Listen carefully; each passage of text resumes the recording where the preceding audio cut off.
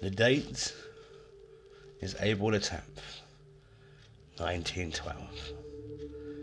A group of passengers, onlookers, well-wishers, and beloved pit ones arrived at the dock in Southampton. Why were they there? What was their reason? It was to watch in awe as the greatest and the most luxurious ship to ever be created and to set across the Atlantic Ocean to move off and to say goodbye. Goodbye to friends, goodbye to loved ones, goodbye to workers, and goodbye to their previous life in search of a new, calmer life, a more vibrant life in the United States of America. The ship said to be the virtually unsinkable, and the ship of dreams, a true marvel to behold. The ship was sitting at the dock at berth number 44. In comparison, the size of the ship of today's modern liners is a small foothold, although she was still a colossus. And she had the name to back it up. The name of the ship was the RMS Titanic. At Southampton, 922 passengers would board the vessel, and on board already was 908 crew members. 724 of these crew members were from Southampton itself. The crew was led by Captain Edward J. Smith. Edward J. Smith was known as the Millionaire's Captain. He was well liked, well respected, beloved by all, and a major hit with all passengers. He had a career that spanned over 40 years, or near to 40 years, at sea, but soon was to come to an end, as it was rumoured that the captain was due to retire at the end of the main voyage of RMS Titanic. RMS Titanic was to be the crowning jewel in a new class of ocean liners. Although she was the second in this class, first of the two was the Olympic, RMS Olympic, and the namesake of the class. She was designed in Belfast and put together by Harland and Wolff. The head and chief designer of the Titanic, or the Olympic class liners as a whole, Thomas Andrews, was to accompany the ship across the North Atlantic, there to New York and back again, along with some members of the crew who had built her. These people were known as the Guarantee Group, people who would be there to check on the Titanic's performance, make sure that she was fine, that she was running, and if there was any problems to be rectified or to be noted for future changes. These changes would eventually go to the third in the class. These ships were designed and created by Harland and Wolff, who had an exclusive contract with a service called the White Star Line. The White Star Line owned the Titanic, headed and chaired by Bruce Ismay. And the ships were to be trios, direct competition with Cunard's Lusitania class vessels.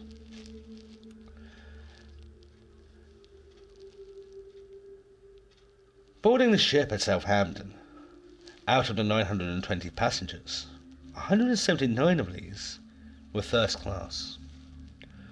247 would be second, and 494 would be third class, or by their nickname at sea at the time would be as steerage passengers. Passengers on board, such as J. Bruce Ismay, chairman of the White Star, John Jacob Astor IV, Benjamin Guggenheim, Isidore and Ida Strauss, would all come onto the ship at this point in time. There was an extra person that was due aboard the Titanic, another officer. He never made it along to the main voyage, for a change of staff at the last minute was put into play. This officer was called David Blair.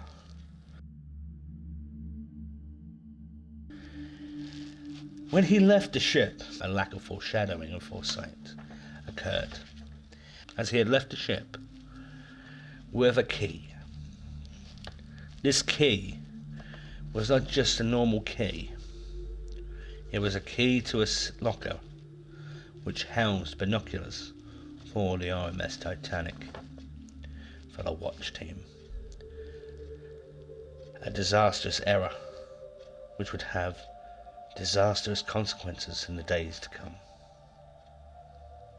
Another person that was originally due to take the main voyage was J.P. Morgan, the financier of the Titanic, or the Olympic class liners as a whole, and somebody who had a stake in the White Star Line. However, he pulled out at the last minute. Official line states this was due to illness. And then from there, Bruce Ismay joined instead, taking in the cabin that J.P. Morgan was due to have. Now the complication that very few people knew was deep within the bowels of the ship, in one of the coal bunkers. A fire had started down there. It was not uncommon for fires to start in coal bunkers on a ship, whether it be from a spark, heat in the wrong place, anything. But this fire raged quite considerably. Some thought at one point that this could have been a contributing factor into the downfall of the Titanic. However, this has since been discredited as a contributing factor. 12 p.m. on April the 10th, the engines of the almighty Titanic roared into life. The anchor raised, her whistle blew loud, and slowly she moves. RMS Titanic was now on her way. However, this was not without drama. As she left Southampton Dock, an incident started. Moored at the dock was another ship called the SS City of New York. This ship accidentally broke free of her moorings and started to glide towards the stern of the Titanic, getting caught in the wake of the mighty propellers and the mighty engines.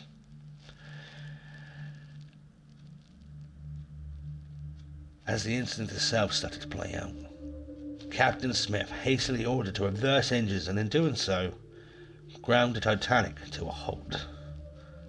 This, in turn, stopped the SS City of New York in its tracks and avoided the collision.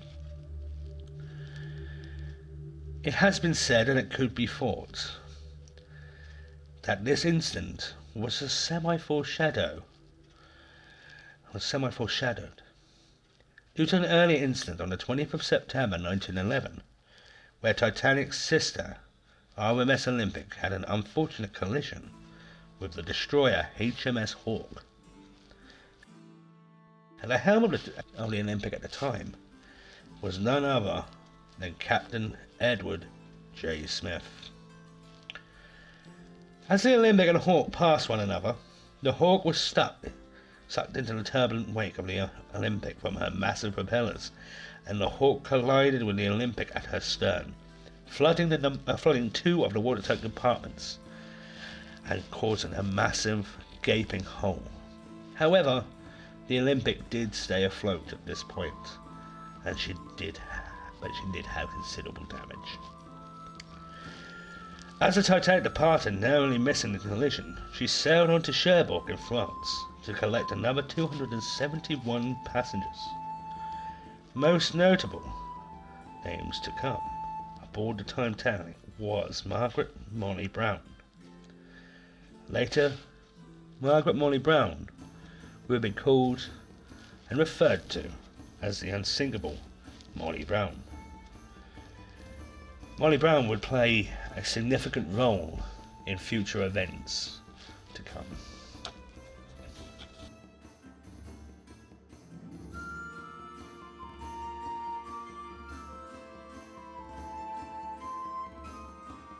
At 1830, on April the 10th, 1912, Titanic arrived in Cherbourg, France. There she was met by the White Star Line tender, SS Nomadic, where she took on the additional passengers. The SS Nomadic is a small tender used to ferry passengers from docks at Cherbourg to larger White Star Line vessels which could not reach the port due to their size. The SS Nomadic would also aid the RMS Olympic and other ships from White Star Line whenever she arrived at Cherbourg. The SS Nomadic is still around even to this day. She was launched in the 25th of April 1911 and currently sits at Hamilton Dock in Belfast as a tourist attraction for you, me and anybody else to come and have a little look.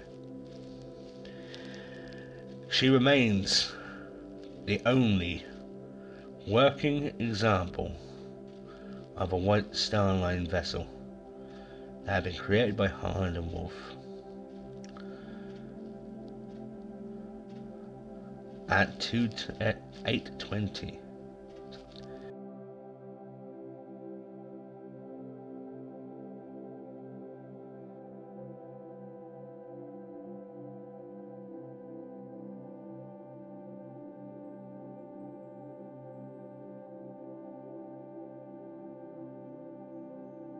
At 8:10, Titanic would leave Cherbourg and would head to Queenstown in Ireland. Queenstown, now known as Cove.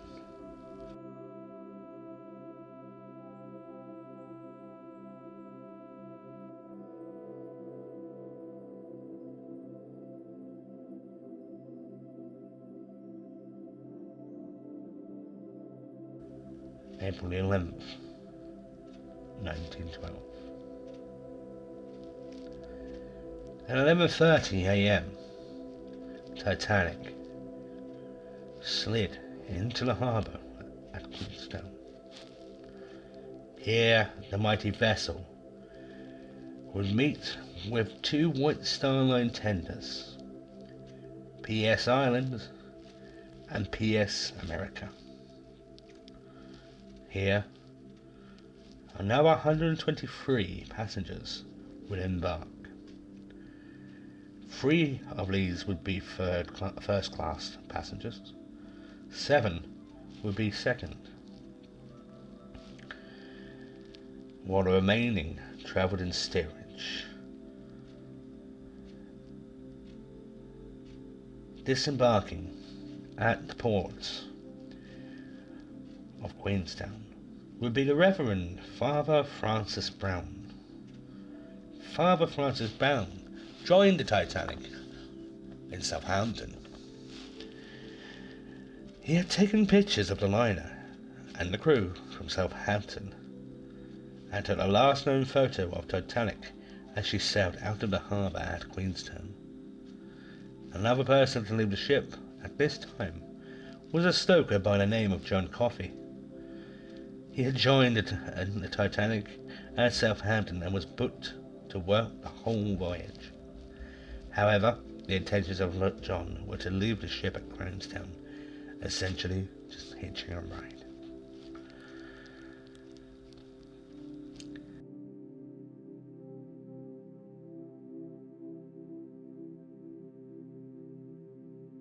At 1:30 p.m, April the 11th, the mighty engines of Titanic once again roared into life as she set sail across the North Atlantic. As she left, a final photo was taken. Over the next few days, there were no incidents. Outside, the water was calm and peaceful. The Titanic glided across calm ocean seas on her way to her brush with destiny.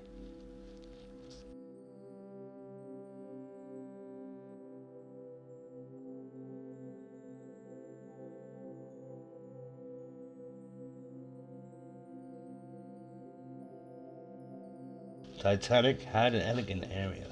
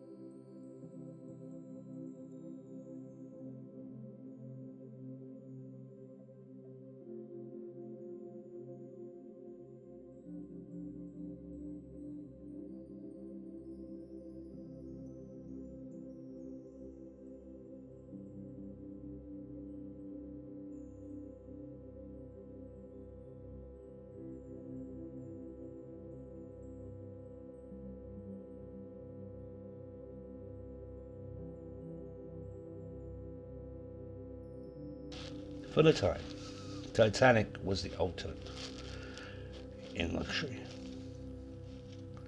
It included a veranda cafe, smoking room, restaurants, dining saloon, and a reading and writing room, along with a rather lovely Turkish bath, swimming pool, gymnasium, and it would also have a system known as the Marconi system. This would allow open communication between ships across the Atlantic and to the mainland,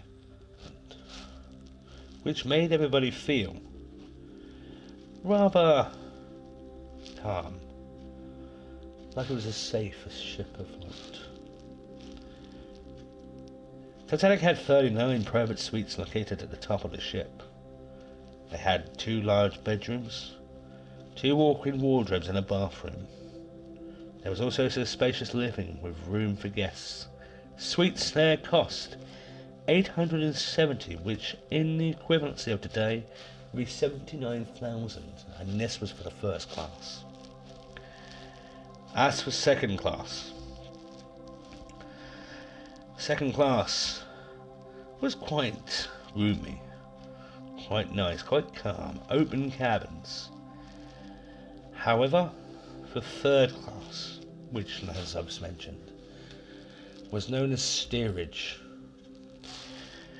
they did not have as great of a time in terms of luxury, although their cabins were more luxurious than what they were accustomed to in their own homes.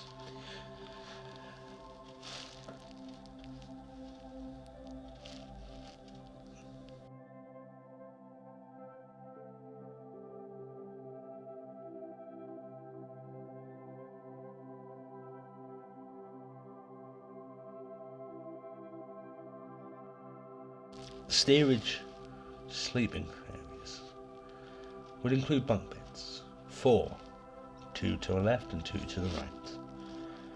And there would be only 2 baths and a shared toilet for all on board. However, they would have a rather elegant meal, considering what they were used to. Steerage, or like I had said, third class, were people who had very little to no money. These were the main people that would board the ship and would serve as the bread and butter, so to speak, for ocean liners and ocean line crossing.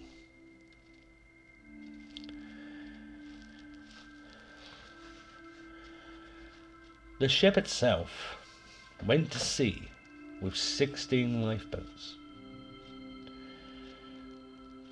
In the equivalency of these lifeboats would hold 65 people, the capacity. Times that by the amount of people who were aboard the ship.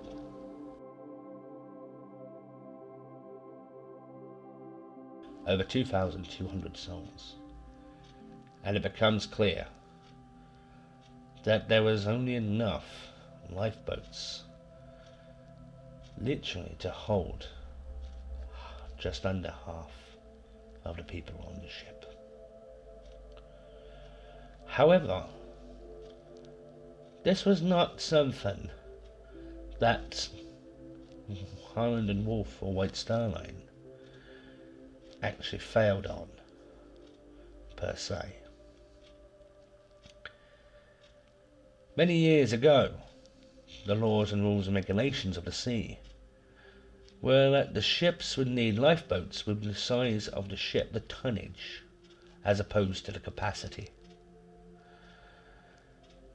The ship the Titanic would therefore only need, due to tonnage, 14 lifeboats to comply with rules and regulations. However, 16 was added, 2 more than what was needed. It was thought at the time that these lifeboats, should an event take place, would only serve as a small little vessel to go to and from the Titanic and to another ship should it need to, and then back again to get more passengers, never realizing or never taking into account that a true disaster could take place. This was an error made by the designers and by the world at the time. Titanic was 883 feet long and 9 inches. She was a marvel, like her namesake, Titans.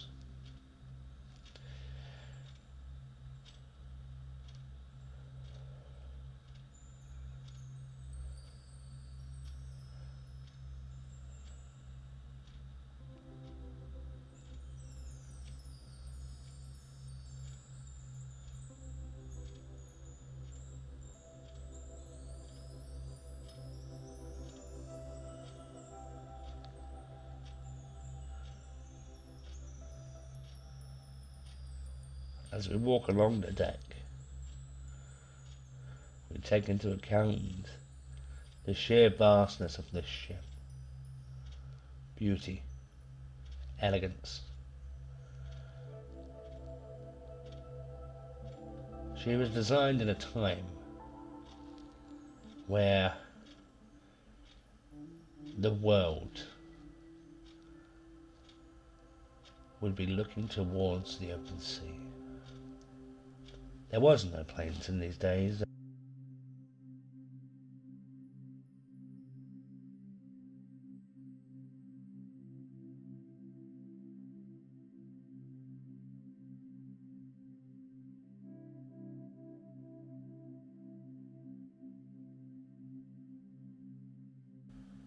There were services across the Atlantic. Companies at war, bitter rivals, Cunard and White Star. It is indeed a fact that many years later, Cunard and White Star Line would eventually merge to become Cunard White Star. But that was quite far in the future.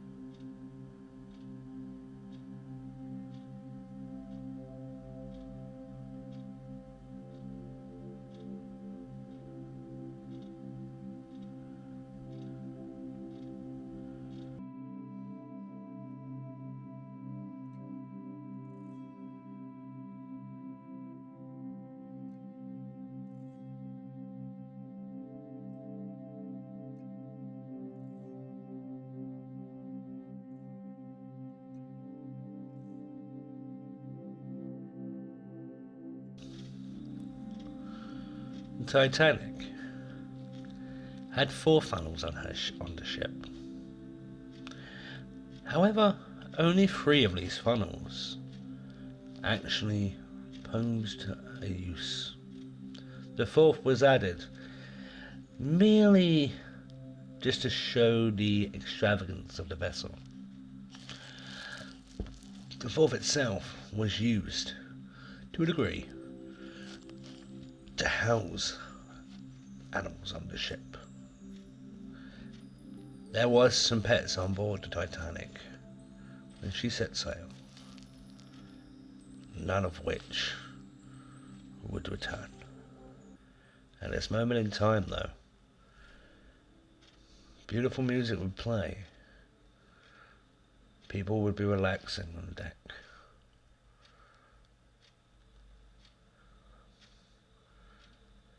Not a care in the world would be shown.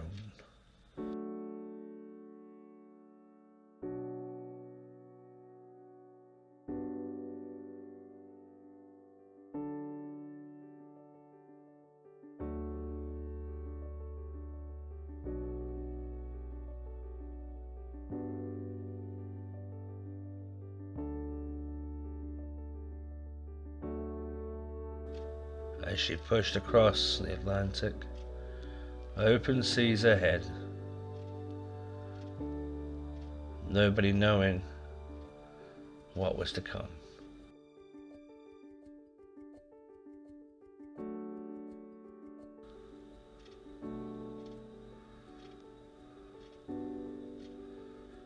She was, to some, the Queen of the Seas, and for those aboard, just to ride on her luxury would be an honor.